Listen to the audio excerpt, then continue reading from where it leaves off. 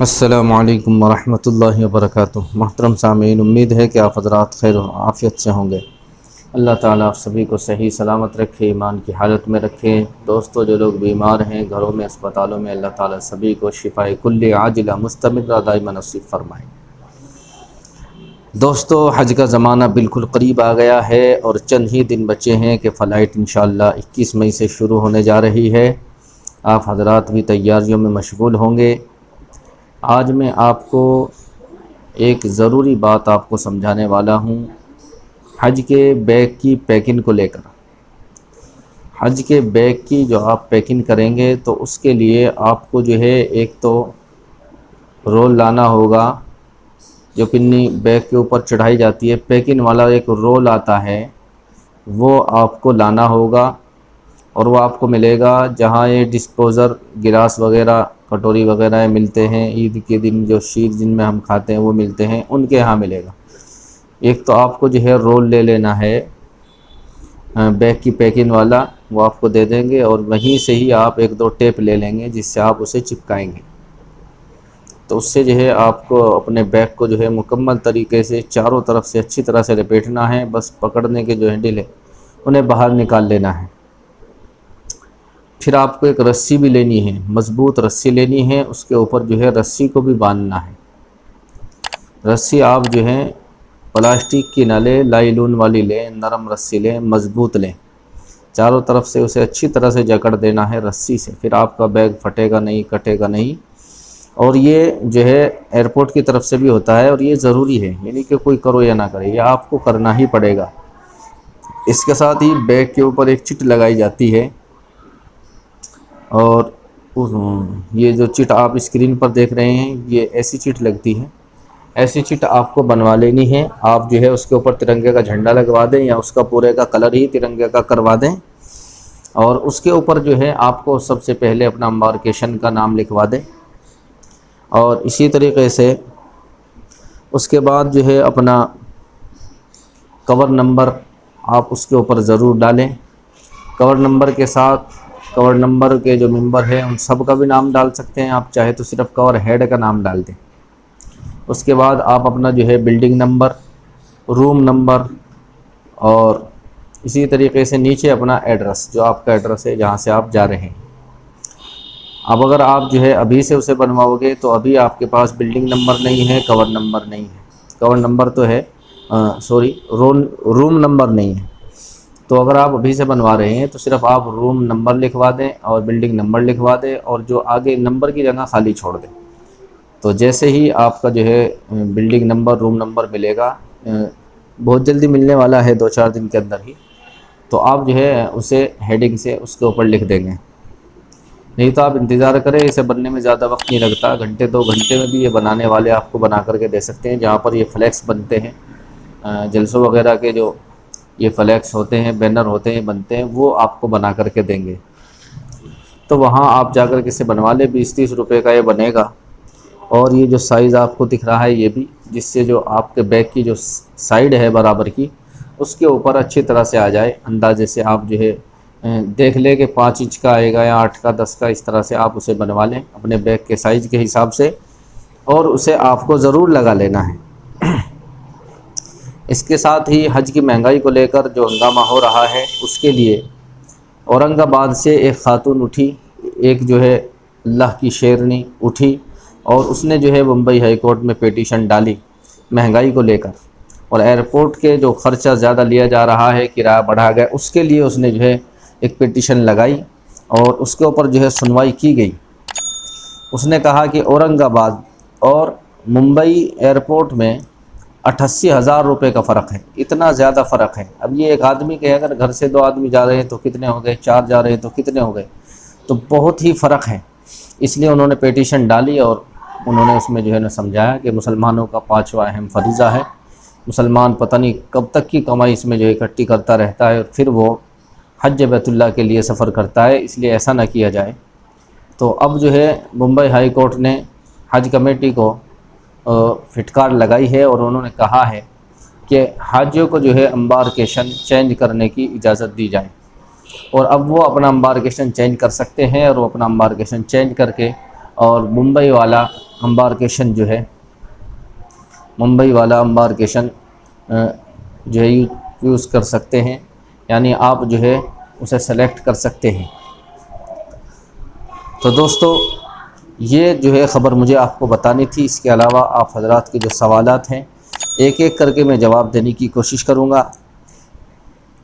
مشیر پٹیل بھائی نے کہا ہے کہ امبارکیشن سلیکٹ ریٹ پتہ ہونے سے پہلے، اگر حج کمیٹی پہلے سے ہی بتا دے کہ کون سے امبارکیشن کا کتنا ریٹ ہے، تو فارم بھرنے سے پہلے اگر پتہ ہوگا تو آدمی اپنے حساب سے جو ہے سلیکٹ کرے گا۔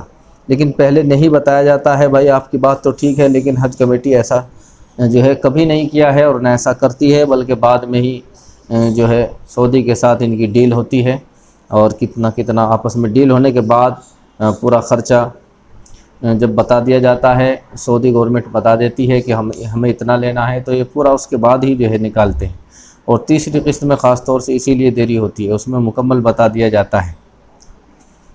اسی طریقے سے عقیل پٹیل بھائی نے کہا ہے کہ دنیا میں ہی حج ہو جائے، مظلوموں، یتیموں، بیواؤں، اپنے رشتہ داروں کو یہیں پیسہ لگاؤ، اللہ یہیں پر حج کا ثواب دے گا۔ دیکھیے بھائی، آپ کی بات جو ہے ثواب کے اعتبار سے تو ٹھیک ہے۔ دیکھیے حج ایک اہم فریضہ ہے، یہ فرض چیز ہے۔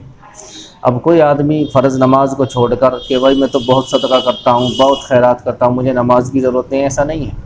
صدقہ خیرات بھی افضل چیز ہے، لیکن وہ اپنی جگہ ہے، وہ اپنا کام کرتی ہے اور نماز اپنا کام کرتی ہے۔ اسی طرح سے حج فرض ہے۔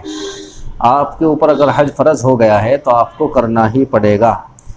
آپ جو ہے یہاں کتنا ہی خرچ کر دیں، حج کا جو فرض ہے وہ آپ کے ذمے سے نہیں اترے گا۔ اور نبی کی جو حدیث ہے اس کے اندر جو وعید آئی ہے وہ بہت سخت ہے کہ جس آدمی کے اوپر حج فرض ہو جائے اور وہ حج نہ کرے اور اسی حالت میں اس کی موت آ جائے، تو وہ یہودی ہو کر مرے یا نصرانی ہو کر مرے، اللہ کی کوئی ذمہ داری نہیں ہے۔ تو آپ اس کے اوپر بھی خیال رکھیں اور ایسے الفاظ زبان سے نہ نکالیں۔ آپ خوب خیرات کریں، لیکن حج فرض اگر آپ کے اوپر ہو گیا ہے تو آپ کو کرنا ہی پڑے گا۔ اسی طریقے سے ہما پروین نے پوچھا ہے کہ میرا سوال یہ ہے کہ انڈیا سے تو ہم لوگ اپنے بیگ کا وزن کر کے لے جائیں، لیکن واپسی کا وقت کیا وہاں ہوٹل بلڈنگ میں جو ہے مشین ہوگی کہ ہم اپنے سامان کا وزن چیک کر سکیں ایئرپورٹ جانے سے پہلے؟ دیکھیے بہن، آپ نے بہت اچھا سوال کیا ہے۔ ادھر سے آپ تول کر کے لے جائیں گے، وہاں بھی آپ کو مشین ملے گی، وہاں بھی آپ کو مشین ملے گی۔ حج کمیٹی کا جو دفتر ہوگا جہاں آپ کی بلڈنگ ہوگی عزیزیہ میں، وہی قریب ہی دفتر ہوتا ہے، وہاں آپ جائیں گے تو وہاں سے آپ کو مشین دے دی جائے گی۔ اگر ایسا نہیں ہوتا ہے تو جس دن سامان آپ کا رکھا جائے گا، جب آپ کی واپسی ہوگی اس سے 2 دن پہلے آپ سے سامان لے لیا جائے گا، تو آپ کے پاس جو ہے حج کمیٹی کے آدمی آئیں گے، مشین لے کر کے آئیں گے، ایک ایک حاجی کا وزن تولیں گے، اور وزن تولنے کے بعد وہ آپ کا بڑے جو بیگ ہیں انہیں لے کر کے چلے جائیں گے۔ اس لیے اس سے پہلے آپ جو ہے وہاں سے حج کمیٹی سے جو ہے کانٹا لے کر اور ترازو لے کر آپ اسے تول کر کے رکھ لیں، یا پھر جو ہے آس پاس دکان ہوتی ہے پرچون کی، وہاں لے جا کر بھی آپ تول سکتے ہیں۔ اسی طریقے سے عباس علی بھائی نے کہا ہے کہ قربانی کی رقم کیسے جمع کریں؟ بھائی قربانی کی رقم جو ہے آپ اپنی تیسری قسط کے ساتھ میں ہی جمع کر سکتے ہیں، الگ سے بھی جمع کر سکتے ہیں، اور آپ اسی کے ساتھ ملا کر کے جمع کر دیں۔ جیسے ہم نے فارم کی فیس جمع کی تھی، پہلی قسط کے ساتھ ملا کر کے 300 روپے بھی جمع کیے تھے، اسی طرح سے آپ اسے بھی ملا کر جمع کر سکتے ہیں۔ اسی طریقے سے طیبہ فاطمہ بہن نے پوچھا ہے کہ مولوی صاحب ہم لوگوں نے غلطی سے ریپیٹر محرم کو یس کیا تھا اور یعنی 6 اپریل کو ہی میل بھی کر دیا تھا، حج ہاؤس والوں سے ابھی تک چینج نہیں ہوا ہے، اگر چینج نہیں ہوا تو کیا ہوگا؟ دیکھیے یہ تو آپ نے بہت بڑی غلطی کی ہے، اور آپ نے ای میل کیا ہے، ای میل کا اس سال کسی کا جواب حج کمیٹی نے نہیں دیا ہے۔ آپ کو اپلیکیشن لگانی چاہیے تھی، اور ابھی بھی وقت ہے، آپ اپلیکیشن لگا دیں۔ ریپیٹر والوں کے لیے جو ہے دوبارہ جانے کی اجازت نہیں ہے، زندگی میں حج کمیٹی سے ایک ہی بار حج کر سکتے ہیں۔ اگر آپ ایسے کر رہے ہیں تو آپ کی جو ہے قسط بھی ضبط کی جا سکتی ہے اور آپ کے اوپر جرمانہ بھی لگ سکتا ہے۔ اس لیے آپ جلدی سے اپنا جو ہے اپلیکیشن لگائے، ای میل نہ بھیجیں۔ اسی طریقے سے پرویز ملک بھائی نے پوچھا ہے کہ مزدلفہ میں پہلے مغرب فرض پھر عشاء فرض؟ جی ہاں، میں نے کل یہ مسئلہ بتایا تھا تھوڑی مسٹیک ہو گئی، میں سب سے معافی چاہتا ہوں اس بات کی۔ مزدلفہ میں آپ جو اچھی طرح سے آج سمجھ لیں، مزدلفہ میں آپ مغربی اور عشاء کی نماز ایک ساتھ اکٹھی پڑھیں گے، تو اس کی ترتیب یہ ہوگی کہ آپ جو ہے پہلے مغرب کے فرض پڑھیں گے، اس کے بعد عشاء کے فرض پڑھیں گے، اور اس کے بعد مغرب کی سنتیں پڑھیں گے، اور پھر عشاء کی سنتیں پڑھیں گے۔ اس ترتیب سے پڑھیں گے۔ میں نے کل اس طرح سے بتا دیا تھا کہ پہلے آپ مغرب کے فرض اور سنت پڑھیں گے، پھر عشاء کی فرض اور سنت پڑھیں گے، تو ایسا نہیں ہے، یہ غلط ہو گیا تھا۔ آج میں اسے جو ہے واپس دوہرا رہا ہوں کہ آپ پہلے مغرب کے فرض اور پھر جو ہے عشاء کے فرض، پھر مغرب کی سنت اور پھر عشاء کی سنت، اس ترتیب سے آپ کو پڑھنا ہے۔ اسی طریقے سے انوار علی بھائی نے کہا ہے کہ جب اتنا پیسہ ہے تو گرین میں رکھنا چاہیے۔ جی ہاں، آپ کی بات صحیح ہے، اتنا زیادہ پیسہ تو گرین میں بھی نہیں لگتا تھا جتنا پیسہ اس سال لیا جا رہا ہے، لیکن ہم اور آپ کچھ نہیں کر سکتے، اللہ آسانی کا معاملہ فرمائے۔ عتیق اللہ بھائی نے پوچھا کہ حاجی صاحب میرا ابا کا سلیکشن ہو گیا ہے اور پروویژنل سلیکشن لکھا ہوا آ رہا ہے، کنفرم نہیں آ رہا ہے، قسط کے جو ہے کتنی جمع کرنی ہوگی اور آپ بتانا، اور فلائٹ کی ڈیٹ کب آئے گی؟ آپ میرا سوال کا جواب ضرور دینا۔ عتیق اللہ بھائی میں آپ کو بتا رہا ہوں کہ دیکھیے پروویژنل سلیکشن جو آ رہا ہے اور کنفرم نہیں آ رہا ہے، اس سے تو کوئی فرق نہیں ہے، ابھی اپڈیٹ چل رہا ہے، چند دن میں انشاءاللہ آپ کے بھی کنفرم لکھا ہوا آ جائے گا، آپ اس کے اوپر دھیان توجہ نہ دیں۔ اب آپ تو اگر آپ کا جو ہے ویٹنگ لسٹ میں تھے اور ابھی آپ کا نمبر آیا ہے تو آپ فوراً اپنے سارے ڈاکومنٹ جمع کریں گے، جیسے پاسپورٹ ہے، اصلی پاسپورٹ، اس کے ساتھ میں 2 فوٹو، اور اسی طرح سے آپ کے جو ویکسینیشن کا سرٹیفکیٹ ہے وہ جمع کریں گے، اور اسی طرح سے فٹنس کا جو سرٹیفکیٹ ہے میڈیکل ہے وہ آپ جمع کریں گے، اسی طرح سے اپنی بینک کی کاپی جمع کریں گے، 2 فوٹو جمع کریں گے، یہ ساری چیزیں آپ جمع کر دیں، اور ساری قسط آپ ایک ساتھ جمع کریں گے۔ آپ SBI بینک میں، بھارتی اسٹیٹ بینک میں جا کر یا یونین بینک میں جا کر جمع کر سکتے ہیں، آن لائن بھی جمع کرا سکتے ہیں، اور اس کی تاریخ اگر آپ جو ہے ویٹنگ لسٹ والے ہیں تو 17 تاریخ ہے، اور بنا ویٹنگ لسٹ والے ہیں تو آپ کے لیے 15 مئی آخری تاریخ ہے۔ اسی طریقے سے عبد القادر بھائی نے پوچھا ہے کہ پہلا عمرہ کرنے کے بعد ہم پورا حلق کریں گے، پورے سر کے بال جو ہے کاٹ ڈالیں گے، اور جب دوسرا تیسرا عمرہ کریں گے تو پھر بھی کیا ہمیں پورے سر کے بال کاٹنے ہوں گے، یا تھوڑے سے کاٹنے سے کام چل جائے گا؟ بھائی آپ جتنی بار بھی عمرہ کریں گے، ایک دن میں 2-3 کریں یا الگ الگ دن کریں، ہر دن کریں، ہر بار آپ کو سر پہ اس طرح پھیرنا ہی ہوگا، آپ کے سر پہ بال ہو نہ ہو، اس بات کا آپ کو جو ہے خیال رکھنا ہے۔ اسی طریقے سے